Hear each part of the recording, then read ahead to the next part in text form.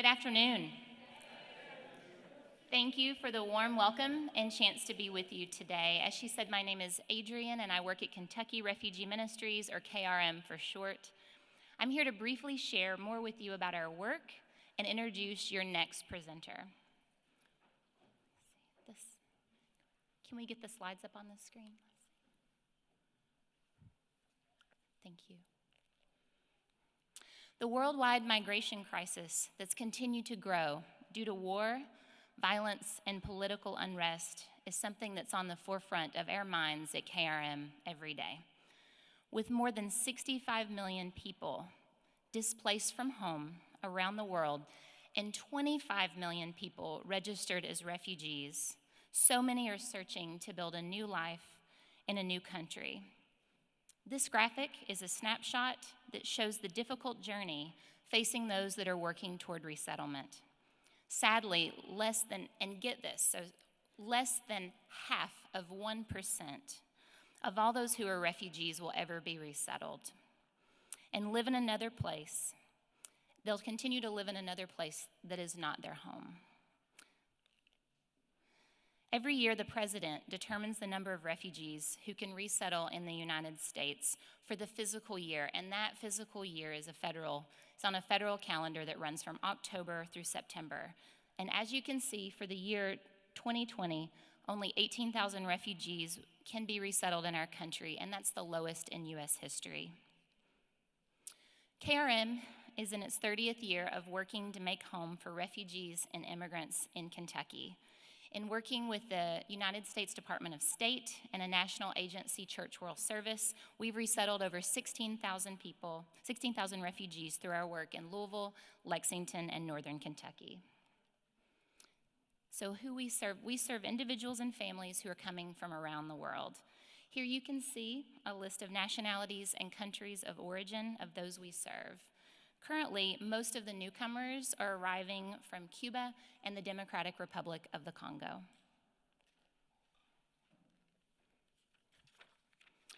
We welcome newcomers and strive to make a community impact through the comprehensive services our agency provides. As you can see, we have three primary areas of services, from meeting basic and initial needs when people arrive in Louisville to working with people towards self-sufficiency through a variety of educational services and programming. Now, the third area is one that we are going to be highlighting today, and that's focused on helping people become a part of their new community. This involves community interaction, from pairing our students and elders with community tutor mentors to connecting local and newcomer adults for cultural exchange opportunities, and even introducing high school students to college campuses and higher educational opportunities across the state. Community and civic engagement is at the heart of our work as individuals work toward asylum and citizenship through immigration and legal support and citizenship education classes. Now, without further ado, to share more about this engagement on a personal level and issue your challenge today, it's my pleasure to introduce Patrick Litanga, KRM Refugees of the World Case Manager.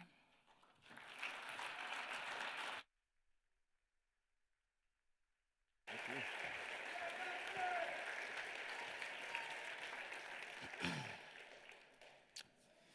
Thank you, Adrienne, and thank you all for being here today. I'm excited about the Aspen Challenge. Are you? Okay. So, there is a captivating scene in the Invictus, the movie, when Morgan Freeman, portraying Nelson Mandela, he's having a conversation with Matt Damon, playing Francois Pinard, the captain of the Springboks. That is the South African rugby team, national rugby team. Their conversation is about the theme of inspiration. Mandela asks Pinard, "How do you inspire your team?" For Mandela, inspirations meant exceeding expectations. In other words, Mandela was asking the Springboks to deliver beyond their own abilities, so they thought. Now, in order for us to understand the pertinence of that questions, it is important to look at the context. Mandela was elected president in 1994, the first time that a black person became president in South Africa. A political dissident who spent 27 years in prison was now leading a racially divided nation.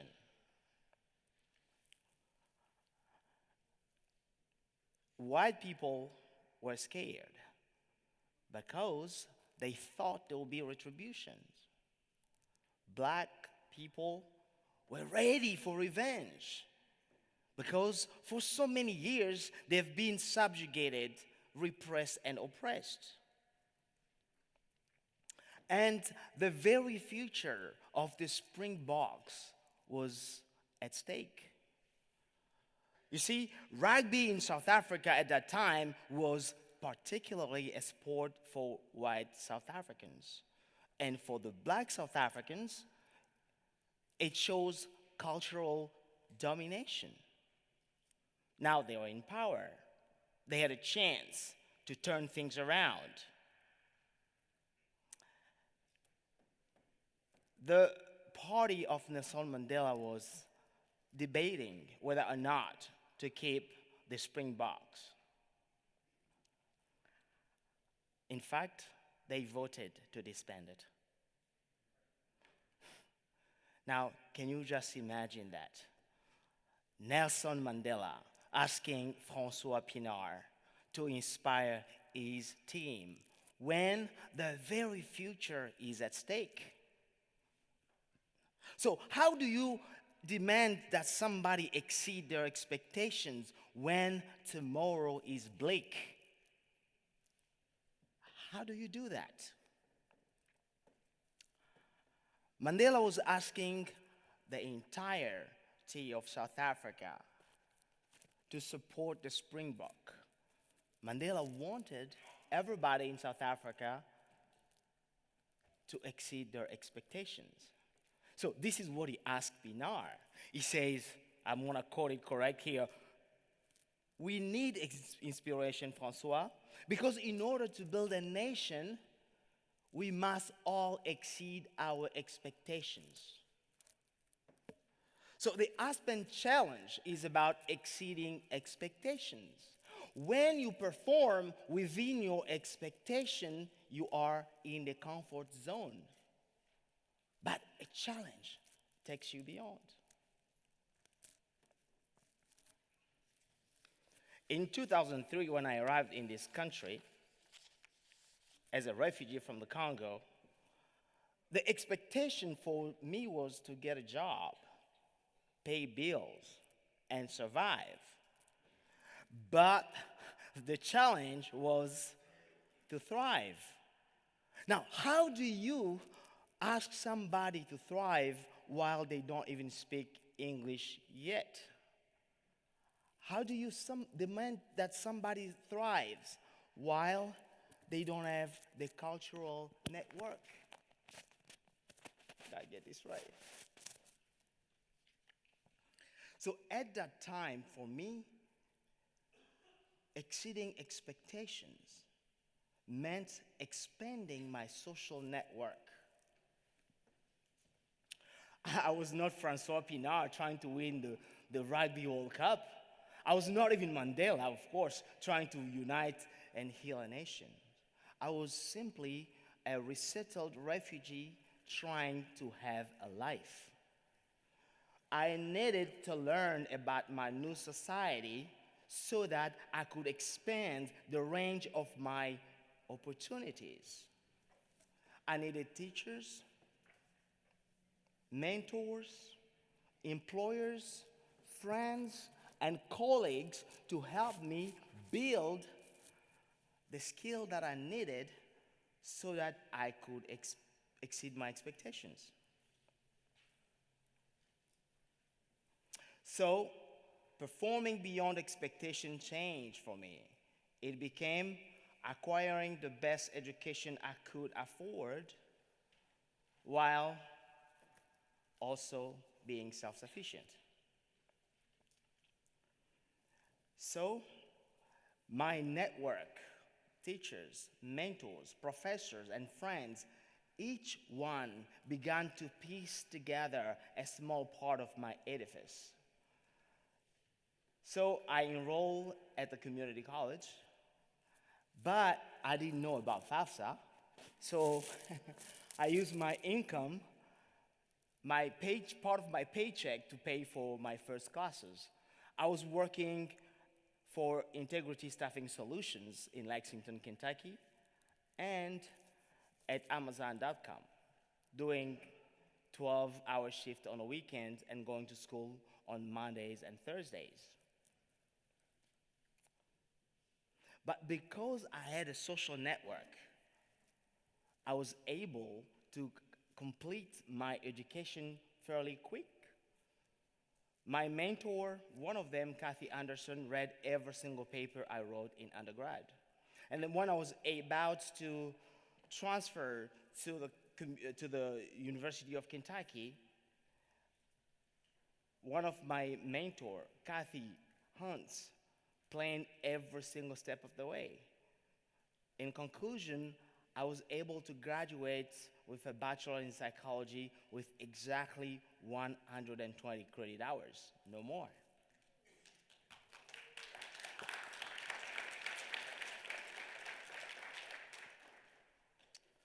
I became a collective project, yes, because all the social network that was around me, each one, some of them, they didn't even know each other, they were building me. But when you exceed your expectation, you also become a collective purpose. As we saw with Nelson Mandela and Francois Pienaar, going beyond expectation entails expanding one's horizon.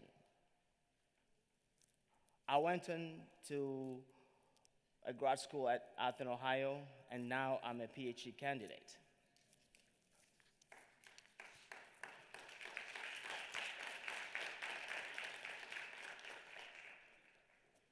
But this is what I'm now observing. It has become more and more hard for immigrants and refugees to expand their own horizons. So they refrain from engaging in the social spaces. They sit within their comfort zone, paying bills, paying rent, and taking care of their families. And on the other side, I also see American-born citizens who, even though they live in the same political spaces as immigrants and refugees, they do not see us. We do not intentionally interact. Now, this is what intentional interaction will do to you. As I was working in one of my many other jobs, in a nursing home as an orderly, taking care of a patient, walked somebody. Her name is Kathy Hunt. She looked at me sternly as I was working. And then she asked me the question that many immigrants resent. Where are you from? Oh. But I took it as a justifiable curiosity. I said I was born in Kinshasa. And immediately, Kathy Hunt started to speak in French. So, where are you from for Kathy Hunt was a way of making sure that she thought I spoke French. And she became my mentor and my college advisor. Intentionally engaging the other. Where are you from was not about otherizing me. Where are you from was a way of her pulling me closer. And because of her, I believe I graduated with exactly 120 credit hours.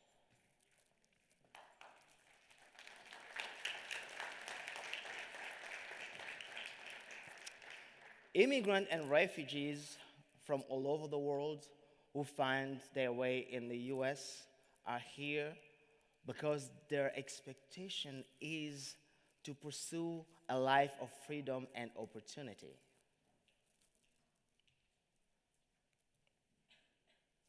America was built as a place of liberty and opportunity. Are we still such a place? That's the question. Are we still a place where somebody like me, with no social support, finds opportunity for dreaming about an unexpected future, carving the possibilities beyond what it could have imagined? Are we still that society? This is why I challenge you today.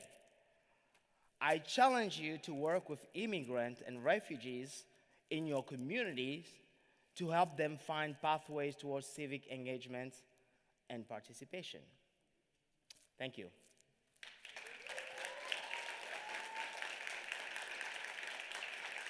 We have one question. Questions now?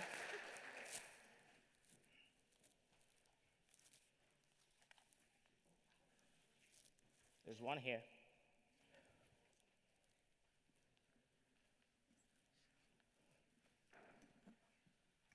My name is Saeed from Butler Traditional High School. I just wanted to ask you, what was the most difficult thing that you had to go through in schooling and society when you first came here? Now, there's a lot, but learning English when you are an adult is really hard. Why? Because kids will make fun of you. So, one day, a preacher who was a volunteer with Kentucky Refugee Ministry in Lexington invited me out on a dinner, and he had a son called Jeremy. So the preacher spoke some French, and him and I were trying to have a philosophical conversation. I'm a chatty person, so Jeremy thought I was really smart. So people who are learning a new language will tell you how hard and frightening ordering food can be. So we were at Applebee's trying to order food, and then they brought something called gravy. I grabbed gravy and I was drinking it like soup. And this is what Jeremy told me. I thought you were smart. So that's one of those moments.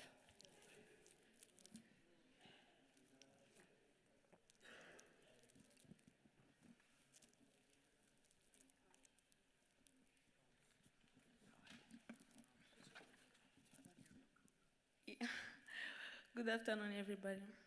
My Hi. name is Sandrine. Hi, Sandrine. Hi, and you know me, I know. I'm from Congo. Okay. Yeah, but I was born in Rwanda. My family were born in Congo, so I was refugees in Rwanda. Okay. So my question is, how has KLM worked to fast engagement? KRM is doing a lot of work. You know, I'm here as a product of KRM, as I was saying in my presentation. We are helping, young people go to school. We are helping fathers and new family find their footing in America, get employment, citizenship. We are doing that. But one of the most important things that we are also doing is helping different community to find a way of self-sufficiency. So that's part of what we are doing too. Thank you.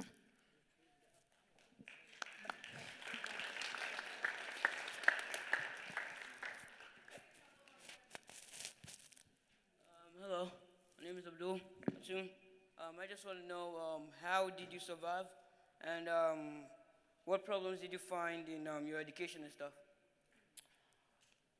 Well, as I say, at the beginning, I didn't know what FAFSA was. So I took my paycheck and I paid for class, English 101 and English 102 at a community college. The most important thing that helped me survive was getting the correct information at the correct time. So it took a little bit of trial and error left and right, but I was able to get a lot of people who supported me along the way.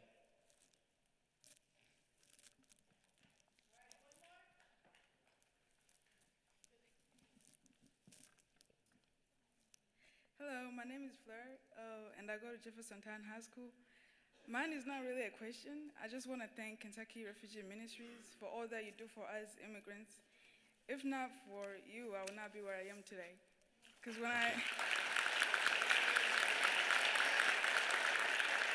Thank you. Okay. Thanks.